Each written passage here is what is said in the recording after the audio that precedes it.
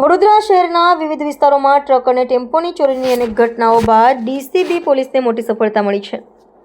પોલીસે સતત તપાસ બાદ રીઢા ચોર સુખદેવસિંહ સજ્જુસિંહ સોહલ રહેવાસી Bhailal park society Tarsali ring road મૂળ પંજાબના નિવાસીને ઝડપી પાડ્યો છે.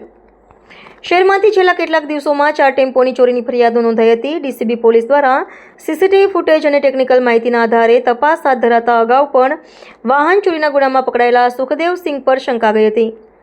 તપાસ દરમિયાન પોલીસે રણોલી બ્રિજ નજીક તાપી હોટેલ પાસે આવેલા ગેરેજમાંથી સુખદેવસિંહને ટેમ્પાનું કટિંગ કરતા ઝડપ્યો હતો. પ્રાથમિક પૂછપરછમાં તેણે 4 ટેમ્પોની ચોરી કરી હતી. તે કાપી તેના ભાગો વેચી નાખવાની કબૂલાત આપી હતી.